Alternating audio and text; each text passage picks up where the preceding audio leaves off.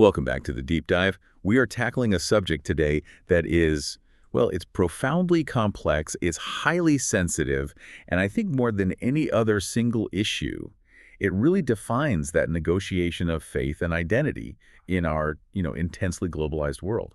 It really is a defining issue. I mean, when we discuss how Muslims should interact with non-Muslim holidays, and we're focusing on Christmas today, we aren't just talking about saying a simple Merry Christmas. No. Or, whether to accept a tin of holiday cookies. This entire debate is, well, it's a proxy battle for much deeper theological concerns. It's about the boundaries of monotheism or Tawhid. Right. And how far concepts like assimilation, coexistence, and unique religious identity can stretch without snapping. Exactly. The core dilemma, that intellectual tightrope walk we see in all our source material, is this. How does a devout Muslim fulfill the Quranic mandate of kindness and justice toward their neighbors? Which is, it's clearly demanded, without compromising the absolute integrity of their own foundational belief. And to answer that, we didn't just rely on one school or one opinion. No, this deep dive synthesized over 50 distinct Sunni sources. And that's spanning 14 centuries of scholarship. That's right. And that synthesis covers everything from the earliest verses of the Quran, the Prophet's authentic sayings, or Hadith, the definitive classical schools, the madhabs that really crystallized Islamic law. All the way to today. All the way to the voluminous and often contradictory contemporary global fatwas issued by major institutions, from Al-Azhar in Cairo to the Saudi Permanent Committee in Riyadh. So our mission today is to give you, the learner, a comprehensive map of this entire legal landscape. We want you to understand the spectrum of legal thought, because it is absolutely not monolithic. Not at all. We'll be tracing the two major competing tracks: the strict prohibition based on awala wal bara, that's loyalty and disavowal, which emphasizes theological separation. Right. And then the permissive engagement based on fiqh al-aqwaliyat, the jurisprudence of minorities, and that broader Quranic mandate of Birr, or kindness. And what's so critical, what the sources really reveal, is that both perspectives are relying on authentic texts. They're just prioritizing different texts based entirely on their historical and geographical context. That context is everything. Okay, let's unpack this. So to start, we really have to appreciate the profound change in context. The classical rulings we're going to explore were born when the Muslim community was nascent. It was highly vulnerable. So distinctiveness wasn't just like a good idea. It was necessary. It was a socio-political necessity for cultural and, theological survival. If the early believers had fully assimilated into the surrounding Persian or Byzantine Roman cultures, Islam risked theological dilution. It risked extinction as an independent community. So the immediate existential goal was active theological preservation. You had to build clear boundaries, a fence, if you will, to survive and establish yourself as an independent polity. Precisely. And that historical necessity leads directly to the core conflict driving the debate today. That conflict hinges entirely on where a Muslim draws the line between religious practice, ibadah, and mere social custom, ada. And Christmas, of course, has elements of both, which makes the ruling so incredibly difficult. Exactly. So let's formally define those two competing tracks, because they're going to structure our entire deep dive. Okay. On one side, we have what we're calling the preservation track. This is the track espoused by classical jurists and contemporary traditionalist or Salafi movements. Right. Their priority is the absolute, uncompromising protection of Islamic identity, the aqidah. They believe in what's called Sad al-Darai, which is the preventative closure of all avenues to sin.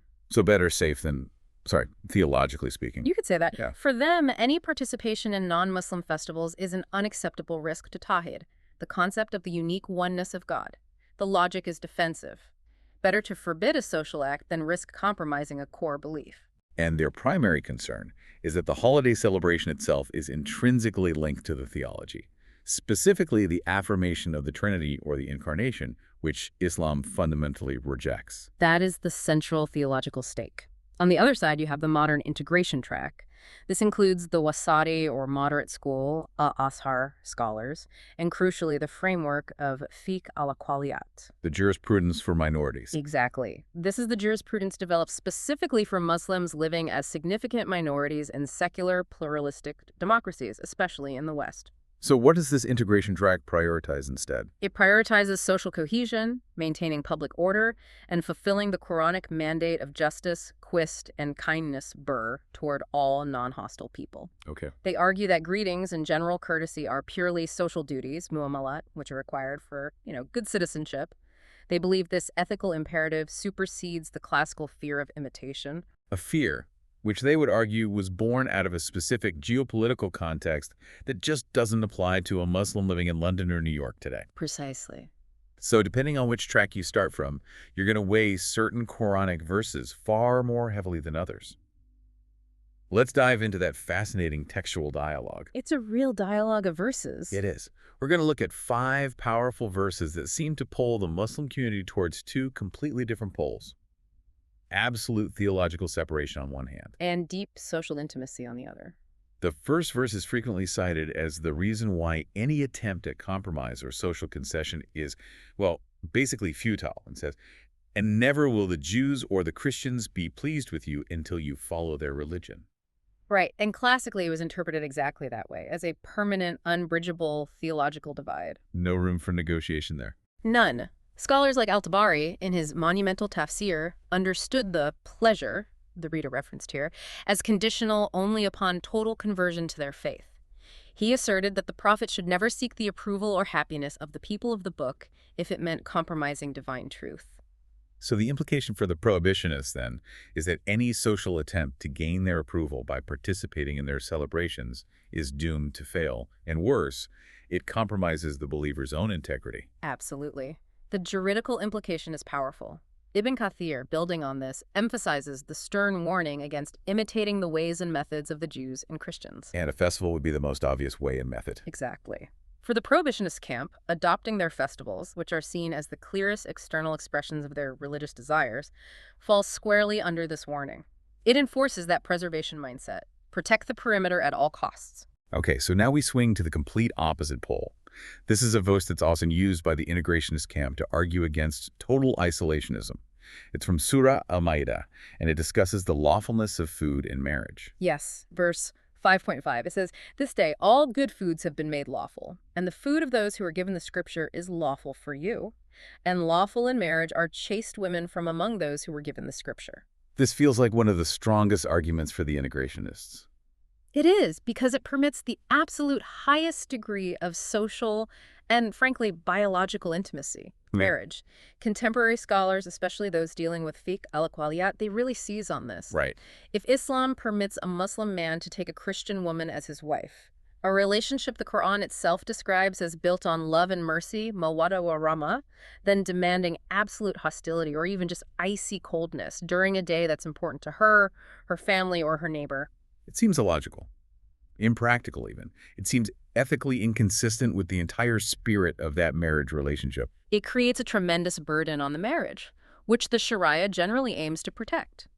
The integrationists argue that the permission for marriage inherently includes the permissibility of, enduring social interaction and courtesy around their religious calendar.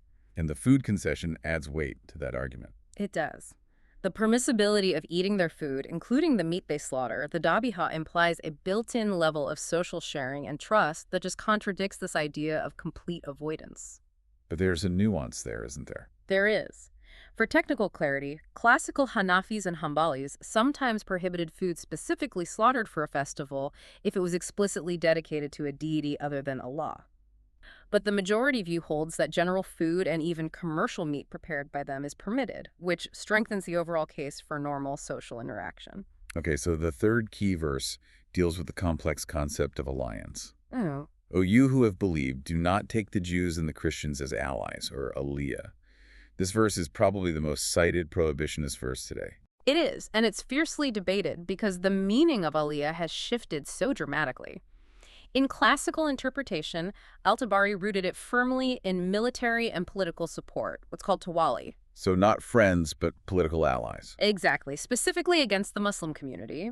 He cited the historical context where certain hypocrites were maintaining secret alliances with Jewish tribes to protect themselves against the early Muslim state. The prohibition was against a political or military covenant in opposition to Islam. That historical context is so crucial. If you remove it, the verse sounds like a blanket prohibition against any kind of friendship. And that's exactly the modern tension. The prohibitionist camp applies it broadly, arguing aliyah means any form of patronage or deep friendship. But the modern integrationists, scholars like Sheikh Abdullah bin Baya and Yusuf al-Qaradawi, they push back hard. How so? They argue the verse is fundamentally misapplied when used against casual friendships, or muwalat. They insist the verse is restricted to political or military alliance, taking them as protectors against the Muslim state. And they point to the very next verses, which specify the prohibition applies only to those who take your religion in ridicule. Which would exclude the vast majority of peaceful Christian neighbors. The argument is, a social greeting is not a political alliance. Precisely. So this next verse provides a subtle but really powerful theological pivot point. The Quran itself quotes Jesus, or Isa, saying, "And peace is on me the day I was born." A beautiful verse, and one the integrationist camp uses to stake a claim for acknowledgement. Their argument is, look, if the Quran itself commemorates the birth of Jesus and explicitly invokes peace, salam, on that very day, then how can it be wrong for a Muslim to also acknowledge it with a wish for peace or joy? Exactly. They see wishing Merry Christmas as Quranically consistent, as long as the Muslim maintains their core monotheistic belief and doesn't affirm the Trinity. But the classical scholars fundamentally reject this move. They do, vehemently. The traditionalist rebuttal is that the Quran's acknowledgement of his birth in Surah Maryam is intended only to refute his divinity. So it's an anti-divinity statement, not a pro-birthday statement. Precisely. The entire point of the surah is to emphasize his humanity, that he was born, he will die, he'll be resurrected, thus demonstrating he is a creature of Allah, not God himself. So they argue that using this verse to justify Christmas greetings is decontextualizing it from its strict monotheistic framework. Here's where it gets really interesting, because this next verse is the absolute cornerstone of the prohibitionist argument. It's their strongest piece of textual evidence. The Quran is praising the righteous, and it says, "And they are those who do not testify to falsehood," or Al-Azhar. This is the linchpin. The prohibitionist argument gains immense strength here because we have clear evidence from the Tabi'in, the generation right after the Prophet's companions, who explicitly defined Al-Azhar in this context as the festivals of the polytheists. Wow. So they gave a specific, actionable, religious meaning to what could have been a general term. Exactly. Scholars like Mujahid and Ibn Sirin gave this very specific definition, and jurists like Al-Tabari and Al-Qurtubi built their rulings entirely on it. Al-Tabari argued that the verse praises those who don't even attend or witness these events. So he uses an a fortiori argument. He does. If just witnessing the event is blameworthy, then direct participation, like offering congratulations or attending a party, is strictly and definitively prohibited. That is a heavy ruling. It classifies attending a Christmas party as giving testimony to falsehood. Yes. Al-Qurtubi emphasized that Al-Azhar implies making something ugly appear beautiful, essentially dressing up the theological falsehood of idolatry as a legitimate celebration. So the prohibition isn't about social etiquette, it's about protecting a theological boundary. Okay, so finally, we return to the most important verse for the permissive camp, which acts as the charter for coexistence in the modern era. Allah does not forbid you from those who do not fight you because of religion, from being righteous toward them, Birr, and acting justly toward them. This verse is the definitive foundation of the integration track. It's a clear, unconditional command for positive social interaction. Ibn Kathir confirmed that this verse applies universally to kindness, Birr, and justice, quist, toward non-belligerent, peaceful neighbors. And for institutions like Dar al-Ifta al-Misriya, this verse essentially mandates greetings and kindness, overruling that classical focus on avoidance. Precisely. They argue this mandate of Birr, this righteous kindness, is a constant overriding Quranic duty, and isolation and coldness directly contradict the ethical spirit of this verse. But there's a crucial distinction even the permissive camp relies on, right? To maintain theological integrity. A very important one, introduced by the Maliki jurist Al-Kharafi. He distinguished between Birr and Mawada. Kindness versus love. In a sense, yes. Birr is about external social duties, gentleness, kind speech, courtesy. Mawada, however, means internal love, affection, and loyalty, which he reserved exclusively for believers. So the takeaway is, you can be extremely kind to your neighbor on their holiday without internally loving or affirming the theology behind that day. Exactly. That distinction provides the necessary theological space for coexistence without compromise. Okay, let's move from the divine text to the practical example of the prophet himself. The framework here is governed by the concept of Tashabbuh imitation. And the famous hadith here is, whoever imitates a people is one of them. Man tashabaha biqawmin fahuwa minhum. If you take that literally, the stakes are incredibly high, as one of them implies inclusion in their community and maybe even their ultimate religious fate. The stakes are the highest possible, and this hadith is the most potent weapon in the prohibitionist arsenal, particularly for the Hanbali school and Ibn Taymiyyah. Right. He made this hadith central to his jurisprudence. He did. In his foundational work, Iqida al-Sirat al-Mustaqim, he used this hadith to argue for a blanket prohibition on imitating the religious signs, the sha'air, of non-Muslims. His logic was based on what he called the inseparability of the inner and outer. What does that mean exactly? It means that external actions will inevitably influence your internal state. If a Muslim engages in the external rituals of another faith, even if their intent is purely social, it will eventually lead to internal affection, acceptance, and the dilution of their Islamic identity. It's like a spiritual gateway drug to polytheism. That was his fear. It's about blocking the means, said al-Durai.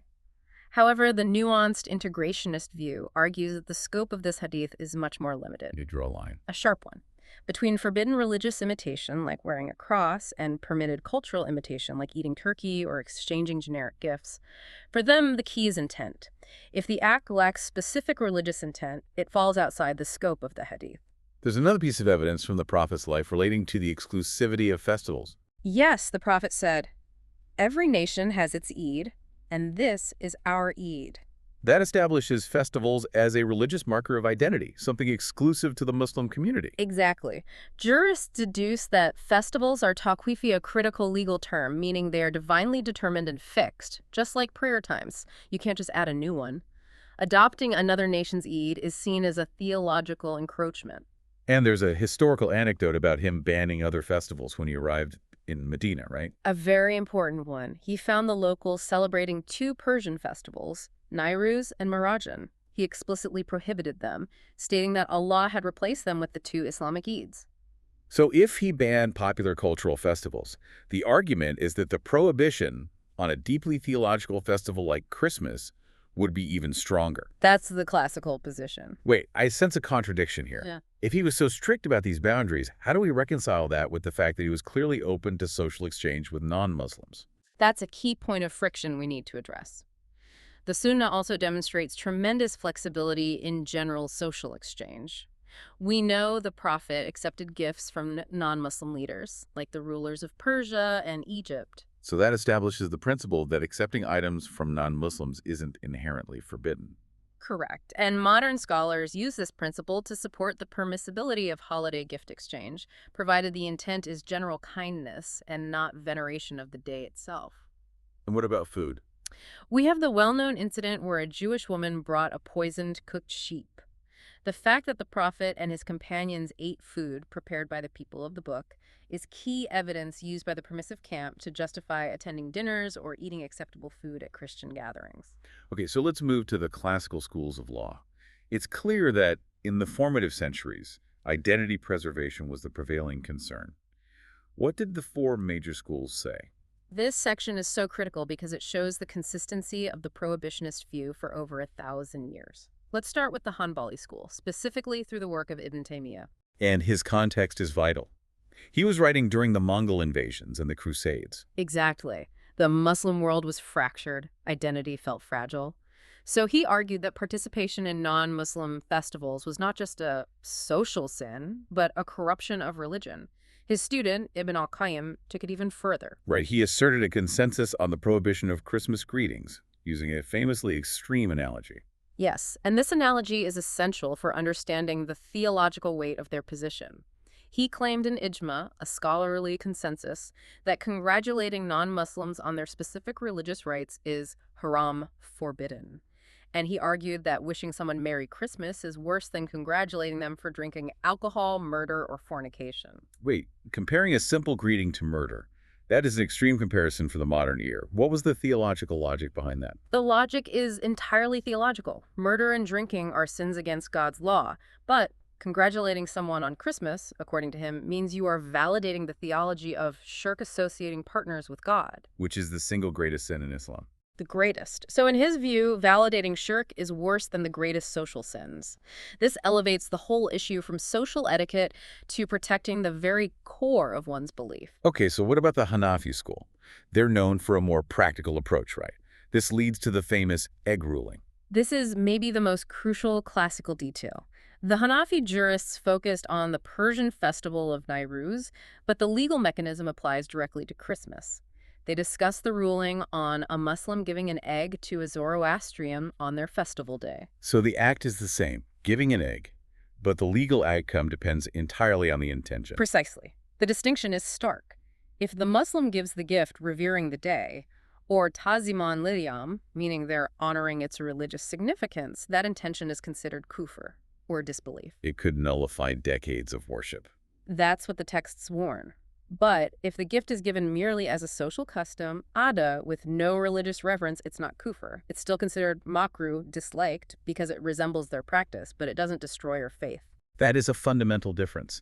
It shifts the entire legal inquiry from the action to the spiritual state of the person. It does. And modern integrationists use this loophole.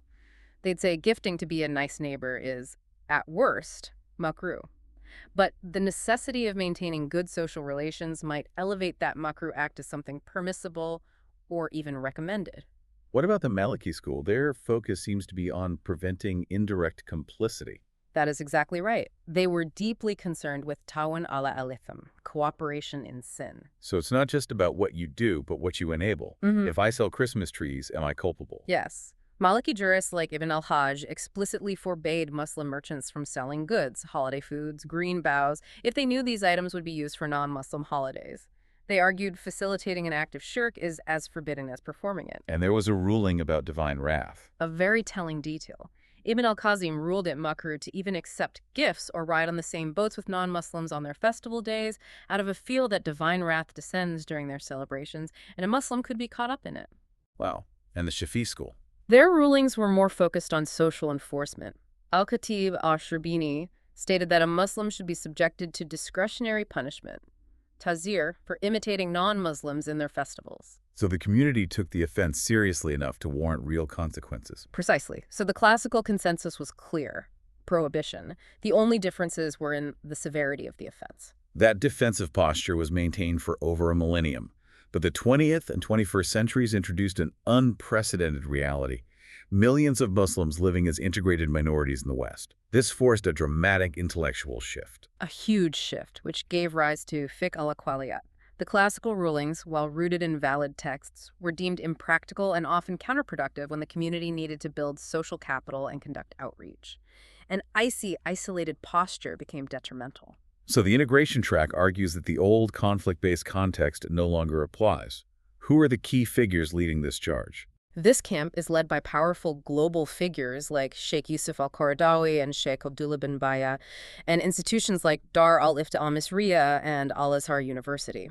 And what are their core arguments that allow for greetings and some participation? They make two critical distinctions. The first is tahiyya, a greeting, versus a qar, a theological affirmation.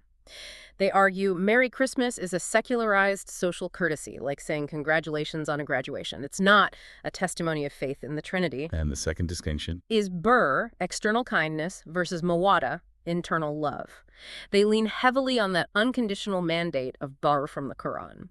Sheikh bin Baya argues you must soften hearts with good words to facilitate any meaningful outreach.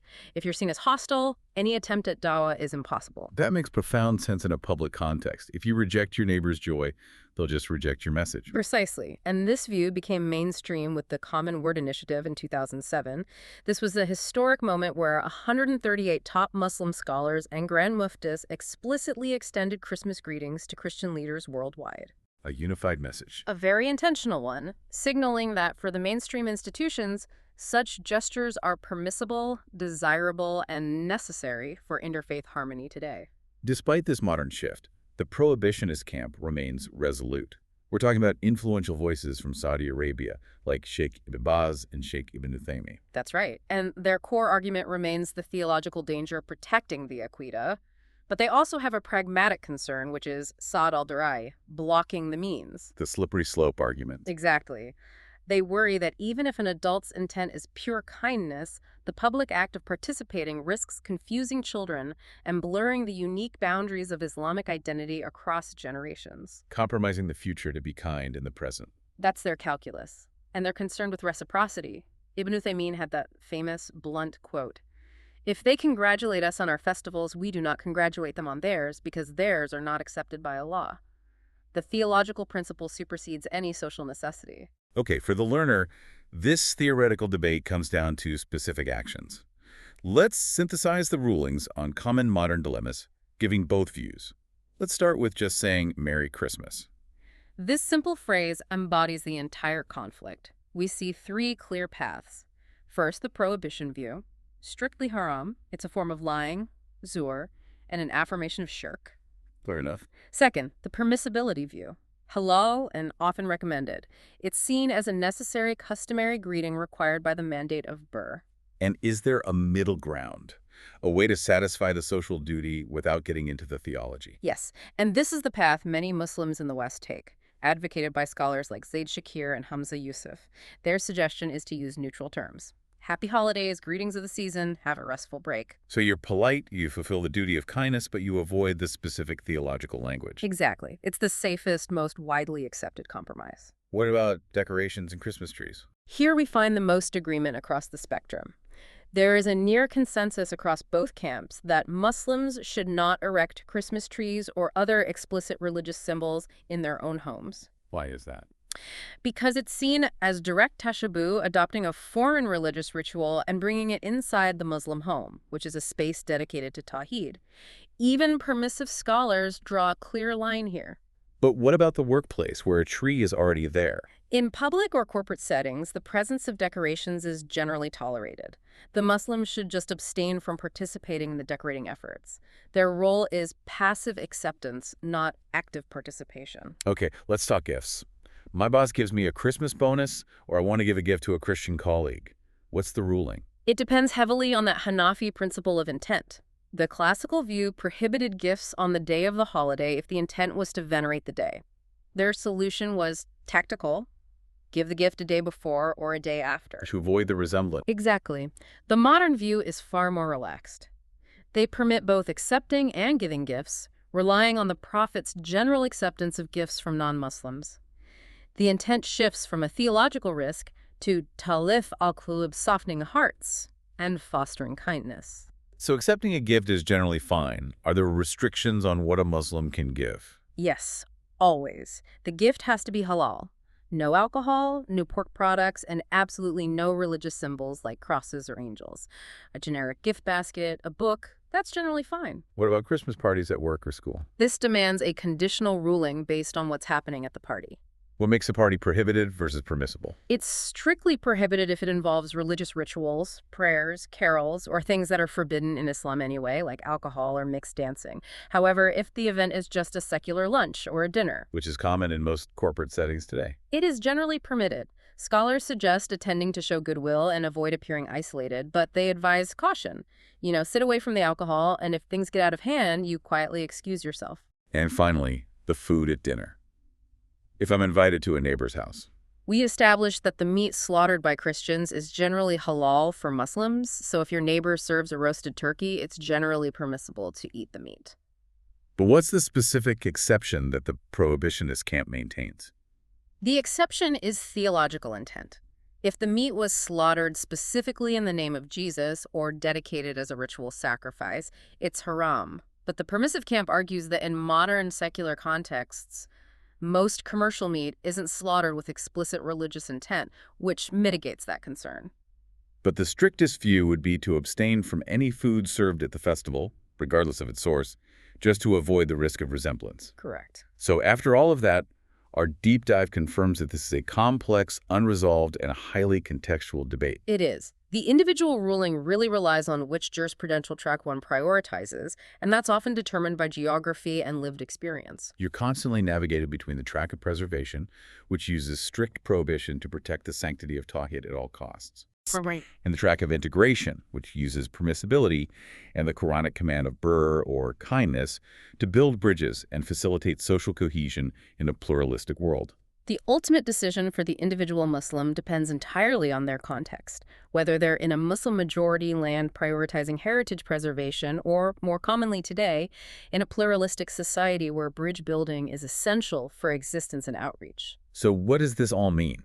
The classical scholars, driven by the existential necessity of their day, feared that external imitation, a civil greeting, a shared meal, would lead to internal affection, dilution, and ultimately compromise of faith. They built the fence to keep identity pure. A necessary fence, in their view. But for the learner navigating a pluralistic world today, where isolation is no longer sustainable, the question is inverted. Can external kindness, the Birr, mandated by the Quran, lead not to the dilution of faith, but rather to a deeper, more confident assertion of Islamic identity through justice, ethical behavior, and effective Dawah? Can the bridge strengthen the identity rather than weaken it? That is the theological frontier we continue to cross every single holiday season. A profound and necessary question for self-reflection. Thank you for joining us on the deep dive. We'll catch you next time.